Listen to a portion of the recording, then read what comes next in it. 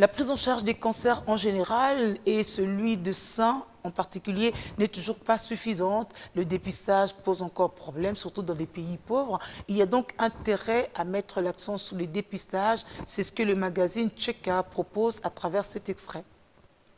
Docteur, en République démocratique du Congo, qu'est-ce qu'on peut retenir sur l'ampleur de la maladie actuellement?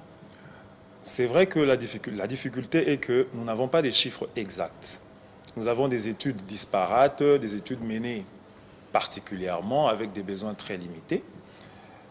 Ce qui est important, c'est qu'il faut des études à l'échelle nationale qui seront financées par le gouvernement et des grands organismes. Et c'est sans ces genres d'études qui peuvent nous donner des résultats sur toute l'étendue nationale. C'est vrai que rien qu'avec les cliniques universitaires, nous voyons déjà que c'est une maladie. C'est comme je vous ai dit, 80% de nos malades actuellement, au moment où je vous parle, ce sont des cas de cancer de sein.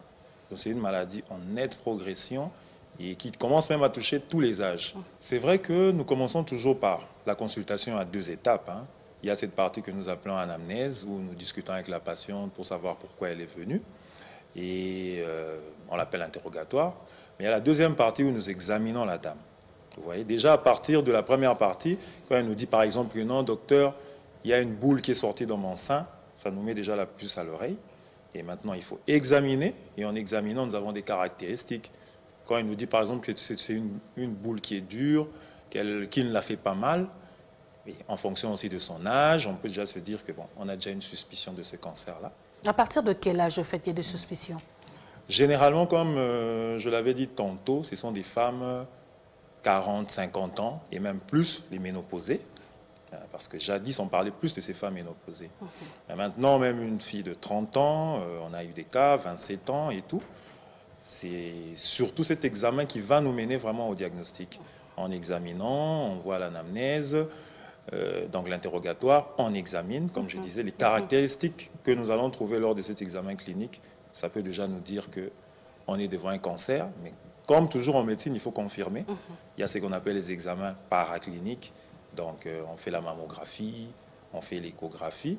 Et pour confirmer qu'on a un cancer, il faut faire ce qu'on appelle l'anapathe. Quand on a un stade déjà très avancé avec des métastases, parce que métastases, ça veut dire qu'on est allé au-delà du sein et comme on appelle, il y a des métastases à distance. Par exemple, le poumon est déjà touché, c'est vraiment difficile de sauver la personne.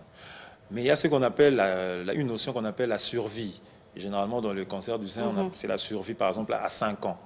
Pour celles qui n'ont pas ce problème, je dirais qu'il faut vraiment, nous insisterons sur l'auto-examen des seins, donc l'autopalpation, mais aussi sur la mammographie, surtout à un certain âge. Pour celles qui l'ont, vraiment de ne pas se décourager, de continuer à, lorsque vous êtes dans un traitement, continuez de suivre le traitement, n'abandonnez pas, parce que sur le terrain, nous avons souvent ce problème.